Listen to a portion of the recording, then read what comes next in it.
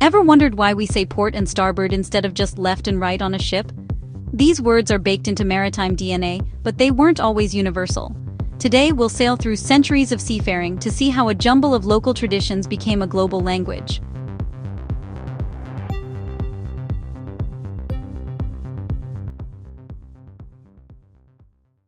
Picture this: 2025, bridge team on a big box boat.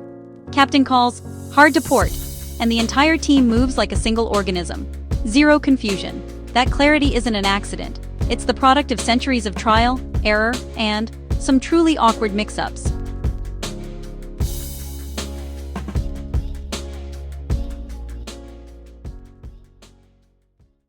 On the open ocean, especially in the dead of night with visibility closing in, there is no room for confusion. At sea, ambiguity is lethal. Imagine the chaos. A lookout shouts, "Vessel approaching on the left." But who's left? The lookouts facing forward?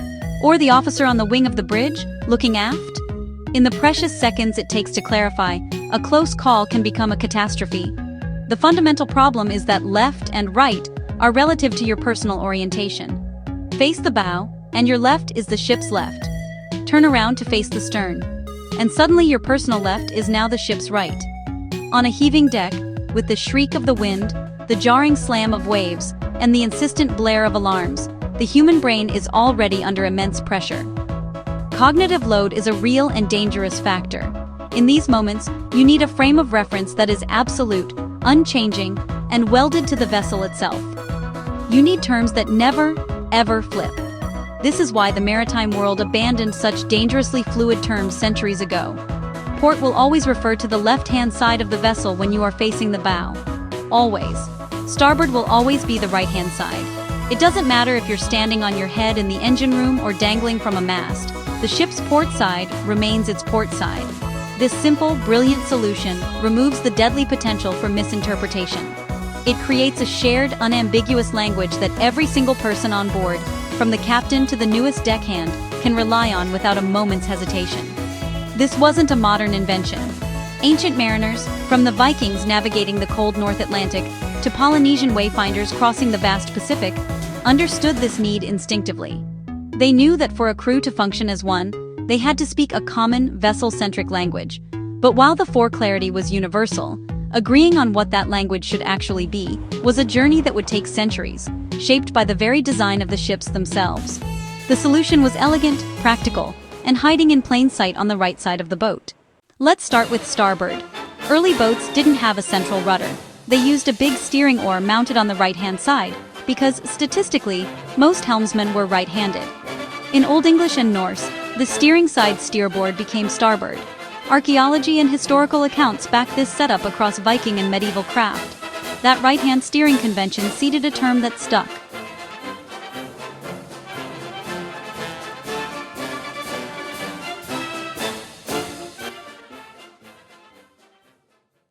Now remember that all-important steering oar, the steerboard, firmly fixed to the right side of the vessel. As you can imagine, that piece of equipment was absolutely critical. It was your only means of control, your connection to the water. Damaging it wasn't just an inconvenience, it could be catastrophic, leaving you helpless against the currents and tides, especially in a crowded harbor. So, if your most vital piece of steering gear is hanging off the right side of your ship, the last thing you want to do is risk crunching it against a solid stone or timber dock. The solution was simple and logical. You'd always bring your vessel alongside the quay on the opposite side, the left side. This maneuver kept the precious steering oar safely in the open water, well clear of any potential impact. This practice became so universal that the left side of the ship naturally became known as the loading side. For centuries, the official term for this side was larboard. The origin of this word is a bit murky, but it's thought to be a corruption of loading board, referring to the side where the gangway or loading plank was placed. So, you had your steerboard for steering on the right, and your larboard for loading on the left.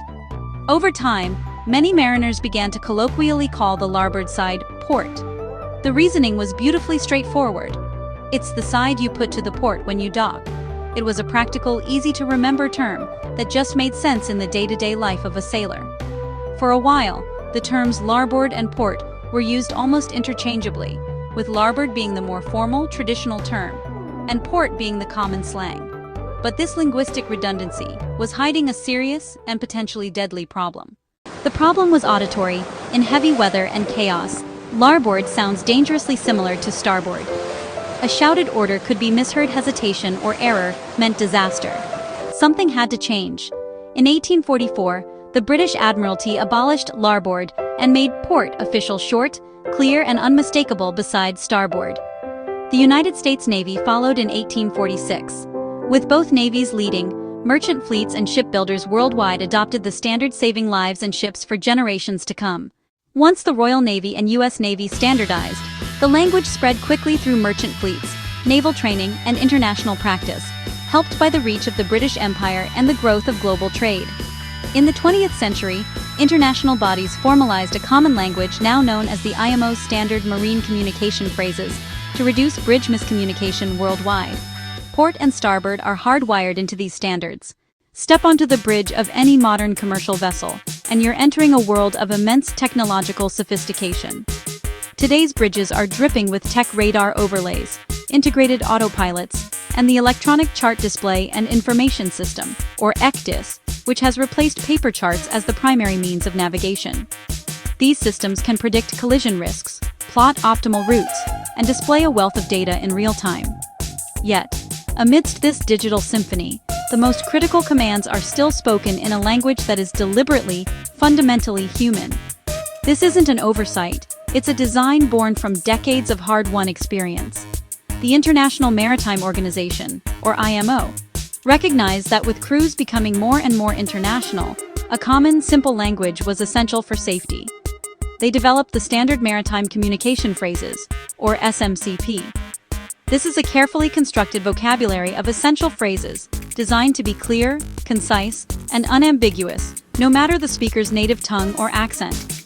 When a pilot gives a helm order, there is no room for interpretation. Alter course starboard 10 degrees. The helmsman must repeat it back verbatim. Alter course starboard 10. This closed-loop communication ensures the order was heard and understood correctly. The officer of the watch then confirms the action is being carried out. The helm is starboard 10. It's a three-part harmony of command, response, and verification that keeps the entire bridge team from the master to the able seaman at the wheel perfectly synchronized. This verbal chain of command is the ultimate manual override, a system of checks and balances that technology supports but can never fully replace. MV Phoenix, this is Tugboat Titan on Channel 13, proposing a port-to-port passing. Tugboat Titan, Roger. Concur with a port-to-port passing. I will maintain my course and speed.